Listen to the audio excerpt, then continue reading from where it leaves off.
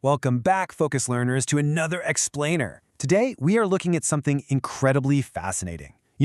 With a population of over 1.4 billion people and energy needs that are just skyrocketing, India's approach to global warming is literally one of the most critical factors for the future of our planet.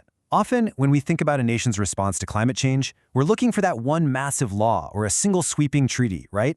But as we're going to see today, India's approach isn't just one isolated program. It's actually a comprehensive multi-front toolkit designed to completely transform the entire economy. It's like a giant puzzle, and every single piece matters.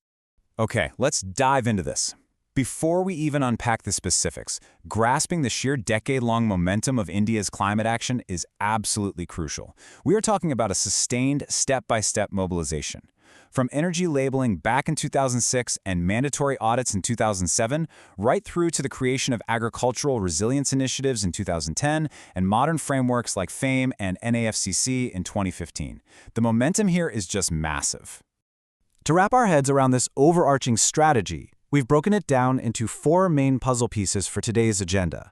First, overhauling energy and industry. Second, securing agriculture and research. Third, green markets and transportation. And fourth, funding climate adaptation. Let's jump right into part one, overhauling energy and industry, laying the groundwork in the 2000s. Every grand strategy has to start somewhere tangible for the average person. For India, a major starting point was right inside the home. Back in 2006, they launched the energy labeling program for everyday appliances. And this was a really critical early step, because it took massive, highly abstract climate goals and translated them directly into actionable, everyday consumer choices. This is where the micro absolutely drives the macro. We're talking about the introduction of comparative star-based labeling. Suddenly, when someone went to buy a fluorescent tube light, an air conditioner, or a refrigerator, they could clearly see exactly how energy efficient that appliance was. They even apply this to large-scale equipment like distribution transformers. What's truly amazing here is how saving just a few rupees on a power bill at the household level ultimately cascaded into gigawatts of national energy savings. A simple star label literally became a game changer for national energy conservation. But actually, scratch that. To make a real dent, you can't just rely on households. You have to tackle the heavy hitters. So in March 2007, the policy shifted to the industrial sector with the creation of a brand new category, designated consumers. This refers to large energy-consuming units across 9 different industrial sectors where conducting energy audits was made absolutely mandatory. This effectively took bureaucratic policy and turned it into an inescapable, legally binding mandate for businesses. So what did being a designated consumer actually entail? Well, the requirements were strict and sequential. First, these units had to employ certified energy managers. Second, they were required to report their energy consumption data every single year. And third, they had to report their energy conservation data annually as well. Walking through these steps, you can really see how this builds a framework of strict accountability for the biggest energy users in the whole country. And to round out this early era of overhauling energy, May 2007 saw the launch of the Energy Conservation Building Code, or ECBC. This basically ensured that the very structures being built going forward were designed from the ground up with energy efficiency in mind, dictating everything from the thickness of the insulation all the way to the type of window glass used in giant corporate high-rises. All right, moving on to part 2, securing agriculture and research, building domestic resilience. As we step out of the factories and into the fields, the stakes get incredibly high, and the tone of the policy becomes much more grounded and urgent. Because at the end of the day, you can't protect what you don't understand. So, in October 2009, the Ministry of Environment and Forests initiated INCCA, the Indian Network on Climate Change Assessment. This network was launched specifically to promote domestic climate research and to build up homegrown expertise. They knew they needed their own data to inform their own survival strategies. Now, what's really interesting here is the sheer financial weight backing this up. We're talking about an enormous 350 crore rupees allocated during the government's 11th five-year economic plan. This figure completely showcases India's serious, tangible commitment to protecting its agricultural sector from climate volatility. And that massive funding figure, it didn't just sit there. It went directly toward action. It funded the launch of NICRA, the National Initiative on Climate Resilient Agriculture, which was rolled out by the Indian Council of Agricultural Research, or ICAR, during 2010 and 2011. This really completes the picture of early agricultural adaptation, turning all that research and heavy funding into practical, on-the-ground resilience for the nation's vital food supply. Let's jump to part 3, green markets and transportation, financial and vehicular innovation. Fast forward to the 2010s, and the battleground completely shifted to the financial markets with the creation of the BSE-GREENEX Index. This was a veritable first step in creating a credible, market-based response mechanism in India. It was specifically designed to provide businesses and investors with purely quantitative, objective, performance-based signals.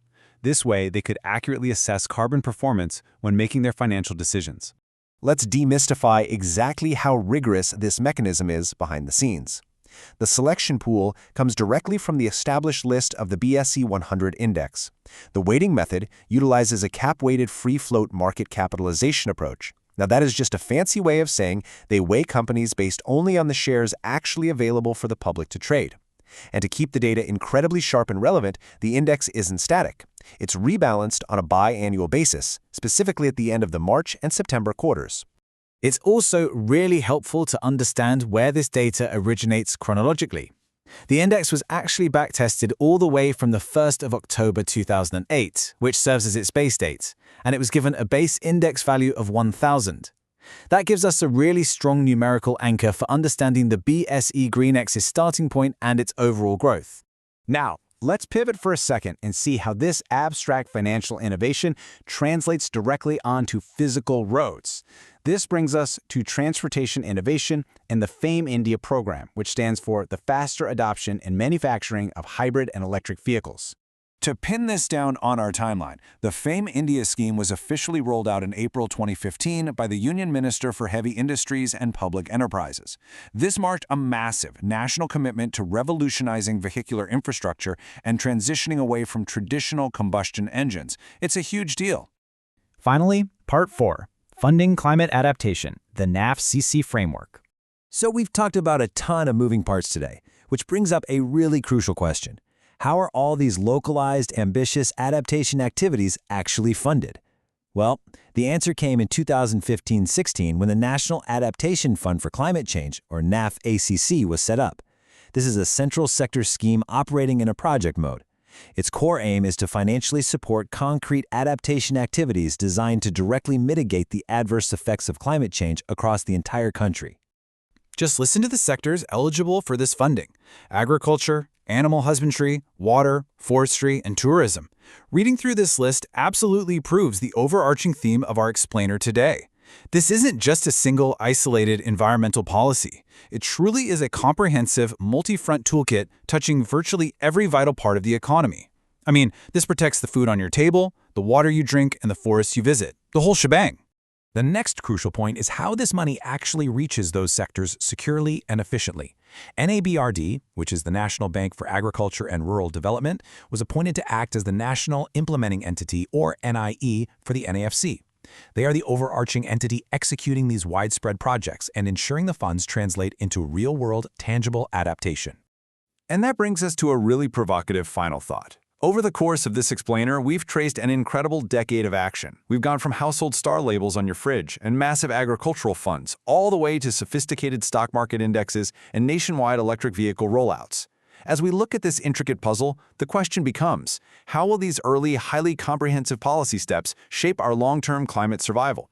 It's a complex, multi-front battle for sure, and every single piece matters. Thank you so much for diving into the details with me today. Keep focusing on those steps, and I will see you in the next explainer.